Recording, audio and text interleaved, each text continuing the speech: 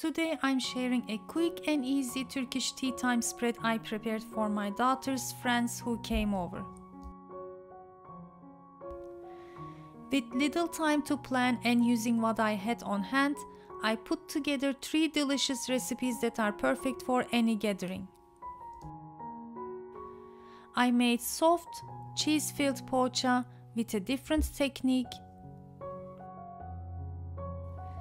crispy Selanik Gevreği cookies kind of biscotti in 2 flavors, and a creamy chicken pasta salad with yogurt sauce, all using simple ingredients from my kitchen.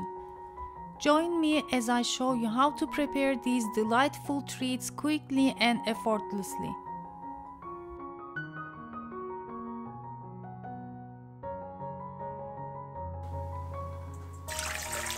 For the yeast dough, I'm using 1 cup lukewarm water and 1 cup milk, adding 2 tablespoons sugar and 30 grams of fresh yeast. You can use 1 tablespoon active dry yeast. First I'm gonna add half cup of flour, give it a light mix and let it activate to have a kind of quick starter. This way our poğaças will be even more softer and have a light texture. As you can see, it is frothy, very active right now. Adding half cup of vegetable oil and olive oil mixture. Going to use 2 eggs. The whites goes to the dough and we'll use the yolks for the egg wash. And first I'm going to add about 5 cups of flour and 2 teaspoons salt. And to give an extra flavor, I'm going to add a teaspoon of mahle powder. It has an aromatic, unique flavor. It's optional, but if you have or wanted to give it a try, I would suggest to use it. I begin to knead my dough and then add more flour gradually until I have a somewhat sticking, soft, beautiful dough. Finally, add about 2 tablespoons of butter at room temperature, so it is easier to get the dough out while it is still soft. Let me repeat, it has to be a little bit sticky in order to have a soft, beautiful finish for our poğaça. I oiled my bowl to shape the dough into ball and cover, let it rise until it doubles.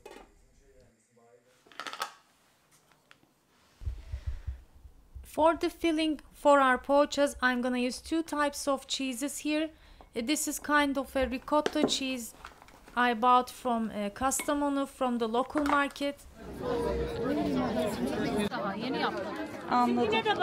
If you are interested, you can also watch that episode from my channel.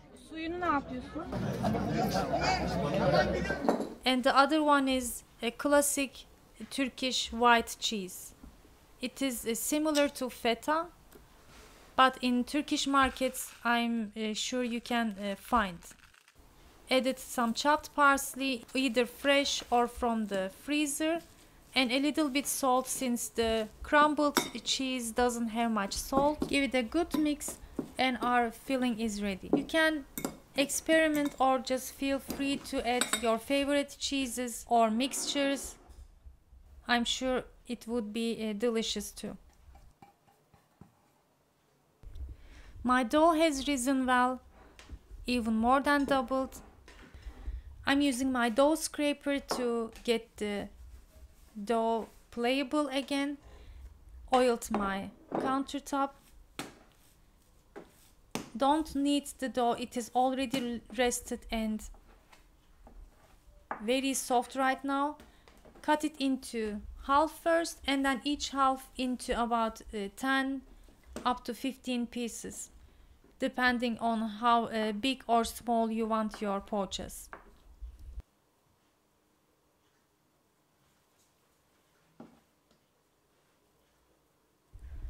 Then simply shape all pieces into balls And I have here some butter at room temperature, about let's say 60 grams. In this recipe I use less fat into the dough and keep some of it to use while shaping the poğaças. This way it will create more layers when we open up and also makes a softer poğaça.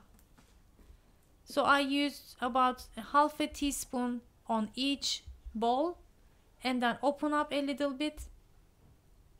Now placing from my cheese filling to the middle.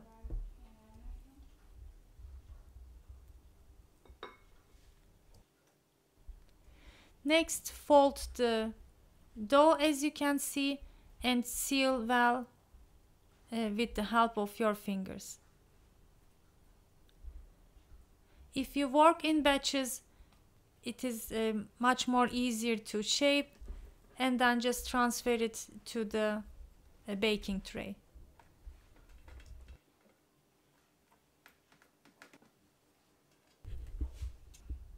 I continue to do the same thing to the other half of the dough. Use generously from the cheese filling. Other filling options would be sauteed onion and ground beef that seasoned with some black pepper and salt. Potato filling also makes it very delicious. For a cloud-like, soft, beautiful poğaças, I'm gonna cover them and let them rest for another 30 minutes to rise again. Meanwhile, I quickly begin to make my Selanik Gevreği cookies.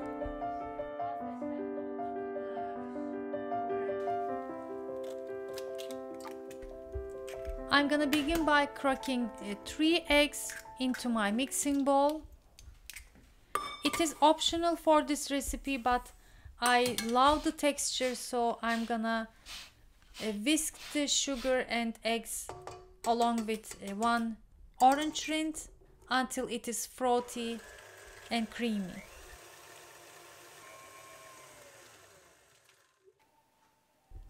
You can either use half cup vegetable or mix of vegetable and olive oil, but I wanted to have some buttery taste, so I added 1 heaped tablespoons butter and then a bit less oil.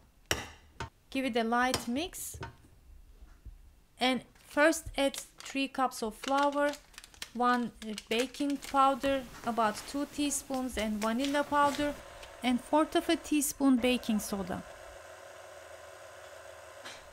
I'm gonna make my Selanik Gevreği cookies or biscottis in 2 flavors. So first I'm going to have a softer dough than the final consistency, adding roughly chopped walnuts and raisins. You can add hazelnuts or other dried fruits. A bit more flour, give it a mix, and then at this point I'm going to take out half of the dough,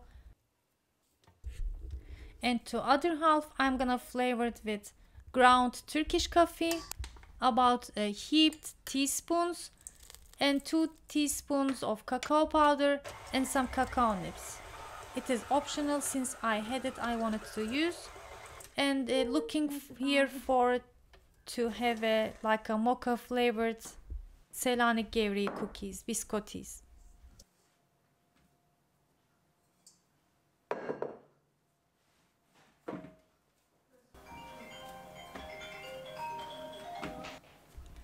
I was here rushing to get the recipes done, and we had a phone call that my daughter's friends are almost here.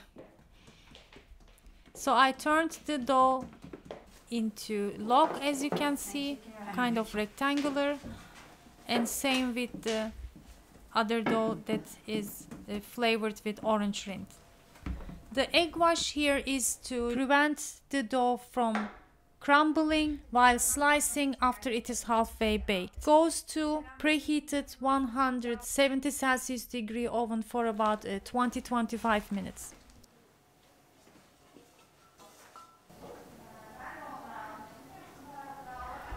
And our guests arrive while I'm egg washing the puffed up poğaças.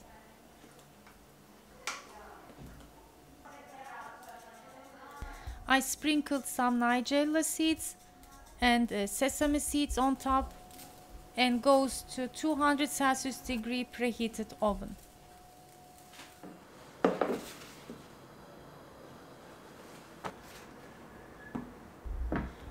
Perfect timing. My cookie logs are halfway cooked, cracked a little bit. Normally it is better to let them rest before slicing so they don't get crumbled, but I didn't have much time. And just slice them into about 1 centimeter thickness and then place back to the baking tray. If you have ideas what other options would be to flavor the dough, I would love to read them in the comment section. The cookies go back to oven to second bake at 160 Celsius degree until it is lightly browned and well toasted. My poğaças are done, baked beautifully, soft inside and smells delicious.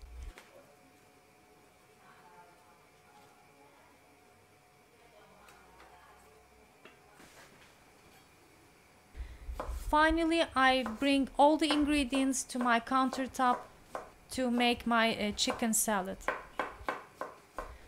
I'm dicing about 5-7 small pickles, and I have 2 roasted red peppers. I always keep them in the freezer ready for this kind of days. Next, for extra color and flavor, I'm adding pickled red cabbage. I shared the recipe recently as a short. I'm gonna add the link.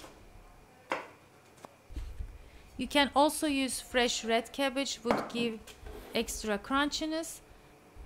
I was lucky that I had cooked pasta from yesterday, and whole chicken was also on the menu. So this salad recipe was perfect to make with the leftovers. Adding cooked peas and chopped carrots and shredded cooked chicken pieces.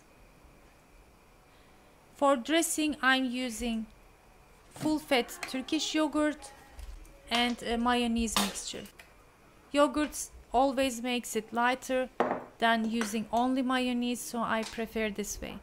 To flavor, I added pul biber, chili flakes, dried mint and some salt.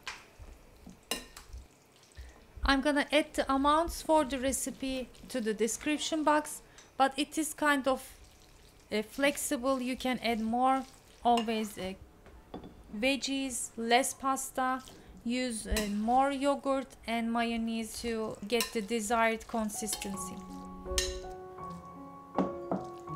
I will tell you. Just So we'll see our influencer. I'm lucky, Zainab. Yeah? Yes. Yeah. So lucky. Yes. And that's it for today's quick and easy Turkish tea time spread, my friends. I hope you enjoyed watching how I put together these simple but delicious treats. The soft, cheesy poğaça, the crunchy Selanik Gevreği biscotti in 2 flavors, and the creamy chicken pasta salad with yogurt sauce. These recipes show that even with limited time and ingredients, you can create something special and welcoming for your guests. If you try any of these recipes, let me know how they turn out in the comments below. Don't forget to like, subscribe and share for more Turkish food inspirations and travel vlogs. See you in the next video. Afiyet olsun.